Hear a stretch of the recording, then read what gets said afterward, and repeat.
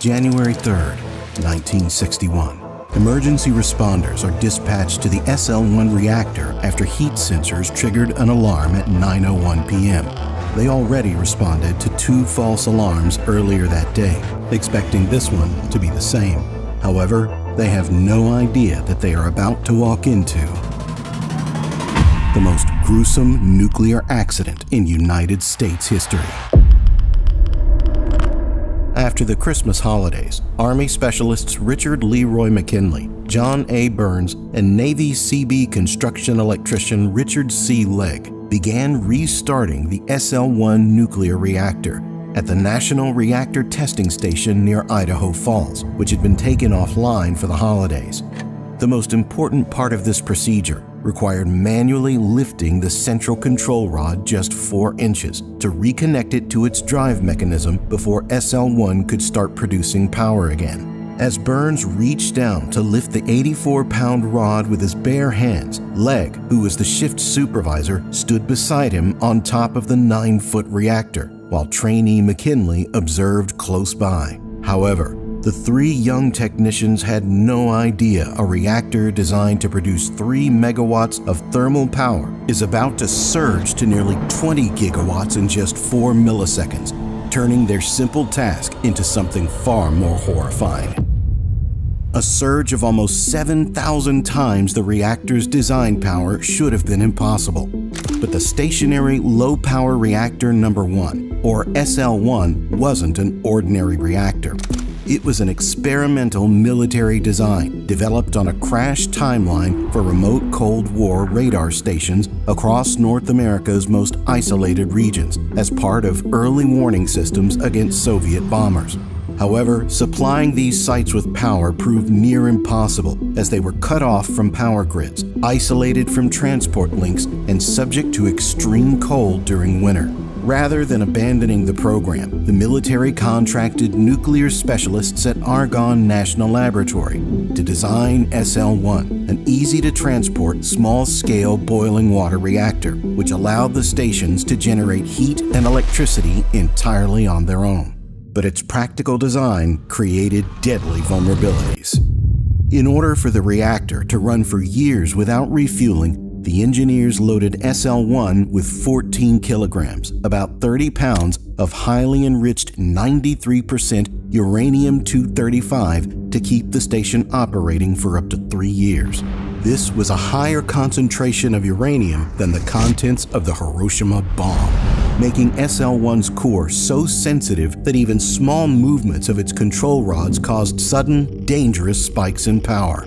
To address this issue, engineers introduced thin boron aluminum burnable poison strips inside the reactor core. These strips absorbed excess neutrons, which slowed the rate of nuclear fission and theoretically would prevent the sudden power spikes while helping the reactor operate safely for longer.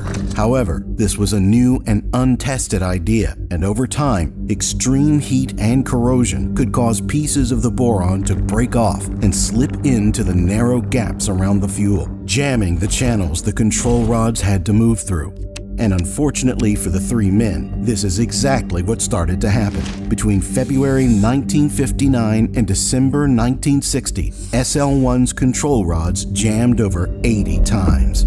To make things even worse, unlike commercial reactors sealed inside thick concrete containment structures, SL-1 operated inside a thin, steel-walled building called ARA 602, whose unsealed outer shell was intended mainly to keep out the weather and serve as part of the cooling system, not to contain an accident. On top of that, instead of having permanent shielding made of thick, dense materials to absorb deadly gamma rays and high-energy neutrons around the radioactive core, the men had only a few movable lead blocks for protection and often stood just a few feet away from the small 4x4 reactor.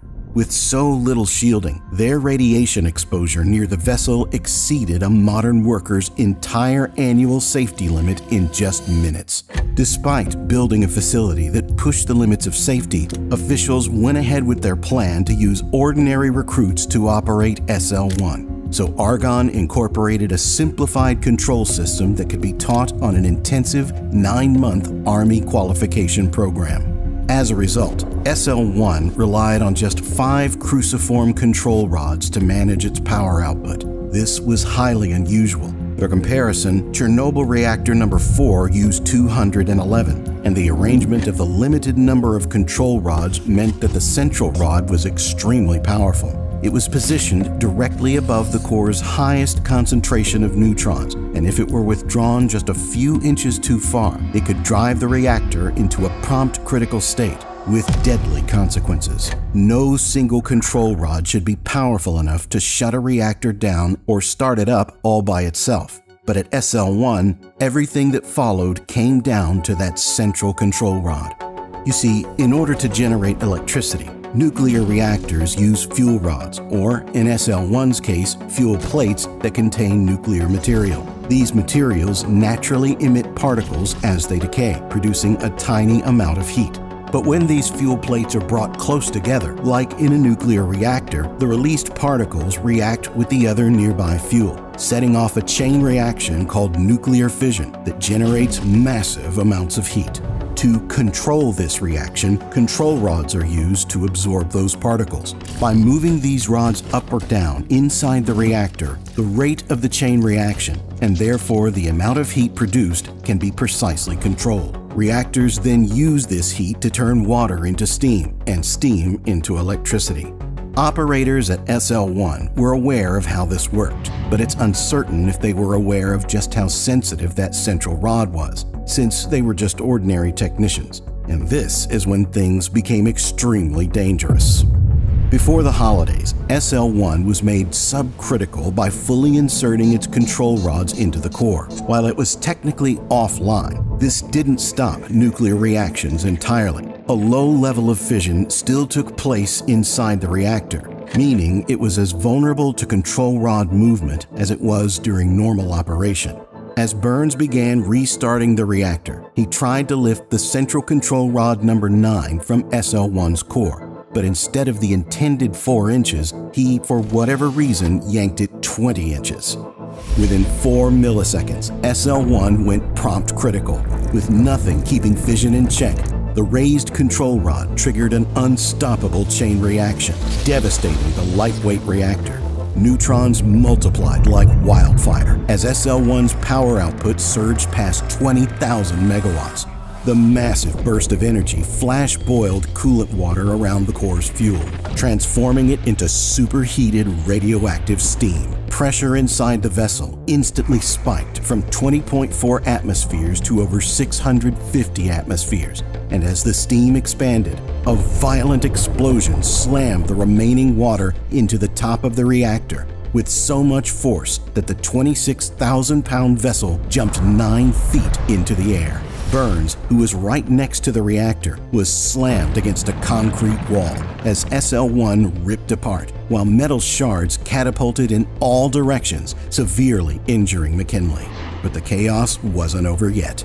The blast violently ejected the steel shield plugs from the top of the reactor, unleashing radioactive water and debris all over the 3 men, and propelling one of the control rods upwards towards Richard Legg, impaling him through the groin and out his shoulder. Meanwhile, heat sensors above the reactor triggered an alarm, immediately alerting the National Reactor Testing Station fire department 8 miles away. The firemen had already responded to false alarms from the facility that morning and afternoon, so they expected this to be yet another one.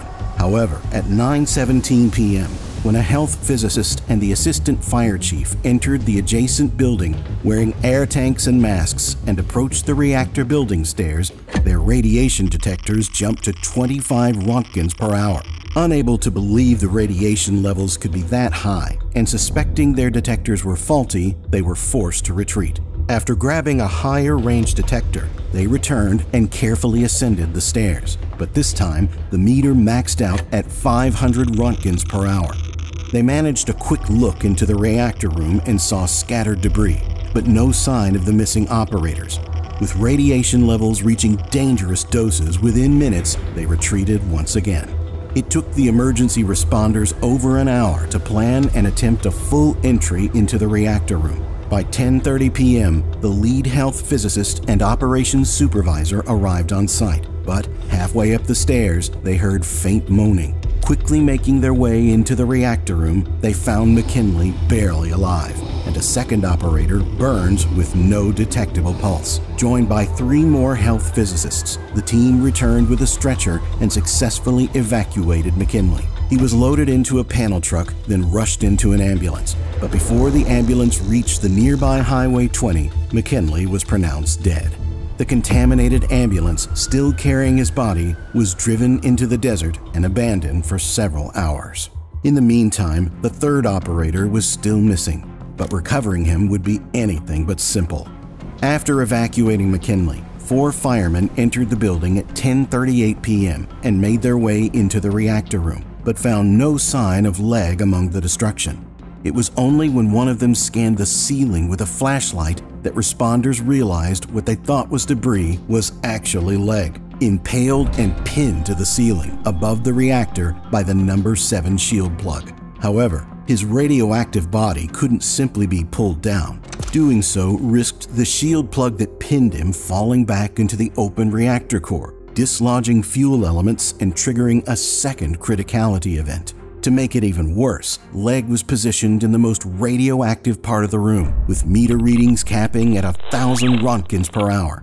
Anyone standing directly beneath him faced a lethal dose within minutes.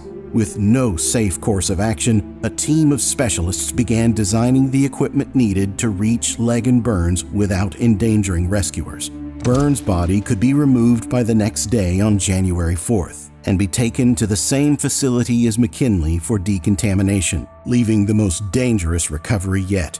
It would take almost a week before Legg's body could be reached, as engineers designed a special stretcher system suspended from a crane outside. When everything was finally ready on January 9th, small teams entered in short rotations, each spending no more than 65 seconds inside the reactor room. The plan meant they would receive non-lethal doses of radiation, around 27 roentgens, but still enough to raise their lifetime cancer risk. Using long, hooked poles, they pried Legg free from the shield plug without standing beneath him, guiding his body into the suspended stretcher. The crane operator lifted him clear of the room, and Legg was taken to the same facility as the others, where all 3 men were prepared for burial in lead-lined caskets, sealed inside metal vaults and covered with concrete. Investigators could never determine exactly why the control rod was lifted more than 4 times higher than intended. The most likely cause was that a mechanical jam likely forced the men to pull harder, while rumors later speculated about personal tensions, including an alleged affair, none of which were proven. Whatever the reason, the 3 operators were all in their 20s, with Burns just 22. The disaster ended the Army's top-secret portable nuclear power program and transformed reactor design, leading to new safety systems, stricter training, and the one-rod rule that ensures such a tragedy can never happen again. Today, SL-1 remains the only fatal reactor accident in American history.